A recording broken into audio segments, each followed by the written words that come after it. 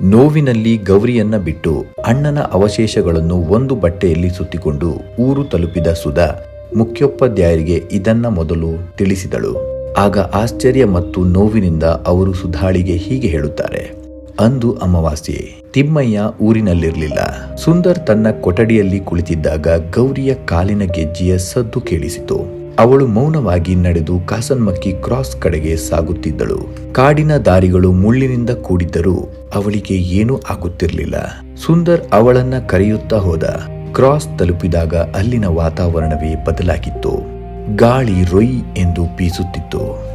ಗೌರಿ ಇದ್ದಕ್ಕಿದ್ದಂತೆ ನಗಲಾರಂಭಿಸಿದಳು. ಆ ನಗು ಗೌರಿಯದ್ದಾಗಿರಲಿಲ್ಲ.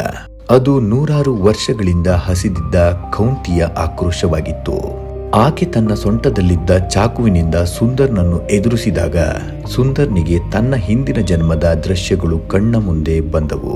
ಅವನು ಅಂದು ಮುಕೇಶನಾಗಿ ಮಾಡಿದ ಕೃತ್ಯದ ನೆನಪು ಅವನನ್ನ ಘೋರ ಸಾವಿಗೆ ತಳ್ಳಿತು.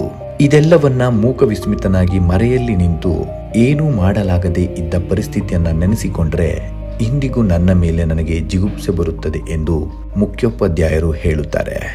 ನಂತರ ಸುಧಾ ಅಣ್ಣನ ಅವಶೇಷಗಳನ್ನ ಒಂದು ಬಟ್ಟೆಯಲ್ಲಿ ಸುತ್ತಿಕೊಂಡು ಆ ಊರಿನ ಹೊಳೆಯಲ್ಲಿ ವಿಸರ್ಜಿಸುವಾಗ ಸುಧಾಳಿಗೆ ಕಂಡಿದ್ದು ಊರಿನ ಗಡಿಯಲ್ಲಿ ನಿಂತಿದ್ದ ಗೌರಿ. ಆದರೆ ಅವಳ ಮುಖದಲ್ಲಿ ಮುಗ್ಧತೆ ಇತ್ತು. ರಾತ್ರಿಯ ಆ ಕ್ರೌರ್ಯದ ಕುರುಹೆ ಇಲ್ಲದ ಹಾಗೆ ಗೌರಿ ತಾನು ಏನೂ ಮಾಡಿಲ್ಲ ಎಂಬಂತೆ ಸುಮ್ಮನೆ ನಿಂತಿದ್ದಳು. ಅಂದು ರಾತ್ರಿ ಊರಿನಲ್ಲಿ ಶಾಂತಿ ನೆಲೆಸಿದಂತೆ ಕಂಡಿತು.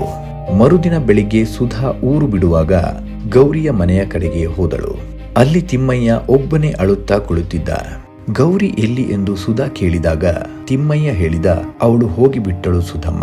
100 ವರ್ಷಗಳ ಅವಳ ಕಾಯುವಿಕೆ ಇಂದು ಮುಗಿಯಿತಂತೆ. ಅವಳು ಹೇಳಿದಳು, ಚೆನ್ನ ನನ್ನನ್ನು ಕರೆಯುತ್ತಿದ್ದಾನೆ ಅಂತ. ಸುಧಾ ಕಾಸನ್ಮಕ್ಕಿ ಊರು ದಾಟುವಾಗ ಆ ಕ್ರಾಸ್ ಕಡೆ ಒಮ್ಮೆ ನೋಡಿದಳು. ಅಲ್ಲಿನ ಮಂಜು ಕವಿದ ಹಾದಿಯಲ್ಲಿ 3 ನೆರಳುಗಳು ಒಟ್ಟಿಗೆ ನಡೆದು ಹೋಗುತ್ತಿರುವಂತೆ ಅವಳಿಗೆ ಕಂಡಿತು. ಕೌಂತಿ, ಚೆನ್ನ ಮತ್ತು ಮಂತ್ರದಿಂದ ಮುಕ್ತನಾದ ಮುಕೇಶ ಮೂವರು ಕಾಡಿನೊಳಗೆ ವಿಲೀನರಾದರು. ಸುಧಾ ಈ ಎಲ್ಲ ಸತ್ಯವನ್ನ ತನ್ನ ಅಣ್ಣನ ಹೆಂಡತಿಗೆ ಹೇಳಿದಳು. ಆದರೆ ಜಗತ್ತಿಗೆ ಸುಂದರ್ ಒಬ್ಬ ಕಾಮುಕನಾಗಿ ಅಥವಾ ಕಾಣೆಯಾದವನಾಗಿ ಉಳಿಯಲಿಲ್ಲ. ಬದಲಿಗೆ ಅಜ್ಞಾತ ವಿಧಿಯ ಆಟಕ್ಕೆ ಬಲಿಯಾದವನಾಗಿ ಉಳಿದ. ಕಾಸನ್ಮಕ್ಕಿ ಊರಿನ ಆ ಕ್ರಾಸ್ ಇಂದಿಗೂ ಇದೆ. ಆದರೆ ಅಲ್ಲಿ ಈಗ ಹಾರುವ ಹಕ್ಕಿಗಳ ಸದ್ದಿಲ್ಲ. ಕೇವಲ ಕಾಡಿನ ಮೌನವಿದೆ.